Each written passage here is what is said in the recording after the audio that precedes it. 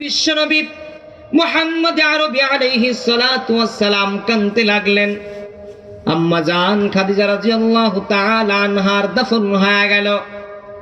এবার রাসূল আম্মা জান খাদিজা রাদিয়াল্লাহু তাআলা আনহার কবরের উপরে শুয়ে শুয়ে গড়িয়ে গড়িয়ে কান্নাকাটি করছেন। আম্মা জান খাদিজা রাদিয়াল্লাহু তাআলা আনহা যতদিন পর্যন্ত বেঁচে ছিলেন রাসূল আর অন্য কোনো বিবাহ কিন্তু করে নাই। এবার রাসূল কান্নায় জর্জরিত মাটির মধ্যে গড়াগড়ি করছেন। আমার আল্লাহ রাব্বুল আলামিন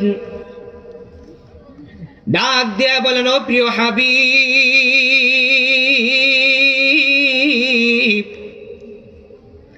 আপনি কান্নাকাটি করছেন না।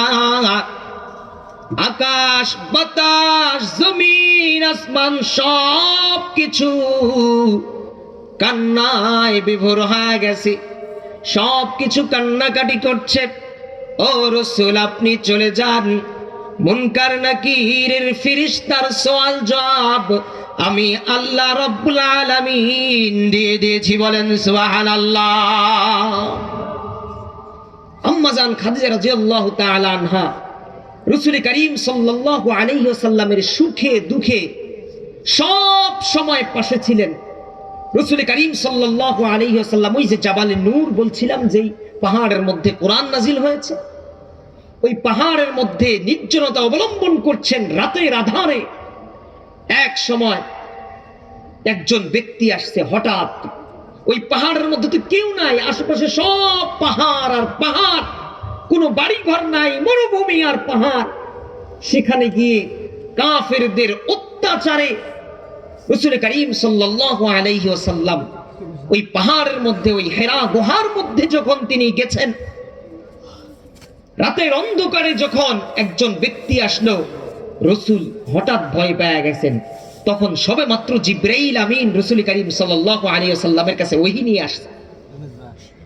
যখন ভয় পেয়ে গেলেন, শরীরের মধ্যে কাঁপুনি উঠে গেছে, ভয়ে থরথর করে কাঁপতেছেন।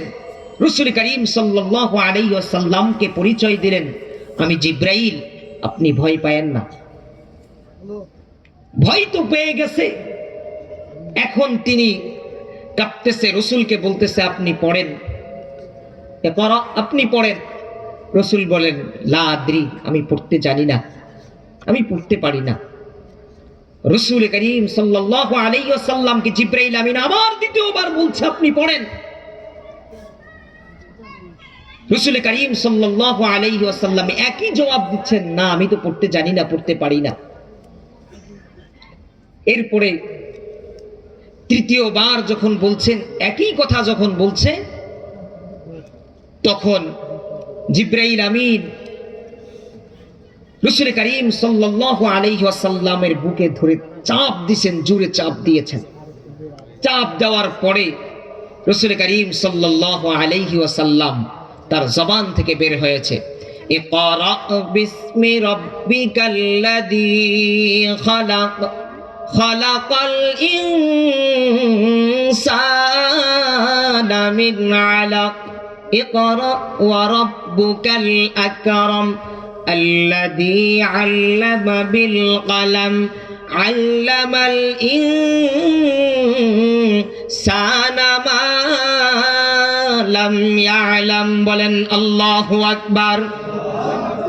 আল্লাহ রাব্বুল আলামিন তার প্রতি এই আয়াতগুলো নাজিল করেছেন সর্বপ্রথম।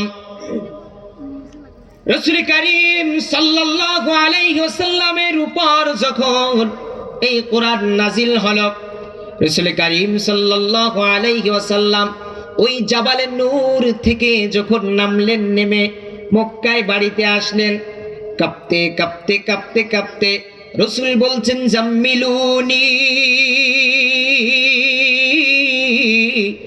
এ খাদিজা, তুমি আমাকে কম্বল দিয়ে তুমি আমাকে ঢেকে ধরো, কম্বল দিয়ে আমাকে চাপ দিয়ে ধরো, আমার শরীর কাঁপতেছে জ্বরে। তখন আম্মা জান খাদিজা রাদিয়াল্লাহু তাআলা আনহা নবীর পাশে কেউ নাই তার সাথে, সবাই তার শত্রু, সবাই তার দুশমন। মক্কার আশেপাশে কেউ তার বন্ধু নাই, সবাই তার দুশমন। ওই সময় আমার মায়ার নবী, দয়ার নবীকে সান্ত্বনা দিয়েছিলেন, বলেছিলেন, ও নবী, আপনি ভয় পায়েন না, আপনি তো মানুষের উপকার করেন, আপনি তো মানুষের কল্যাণকামী, আপনি তো মানুষের ভালো চান, আপনি তো কোনো মানুষের অকল্যাণ চান না, আপনি তো কোনো মানুষের খারাপই চান না। ও নবী, আপনি ভয় পায়েন না।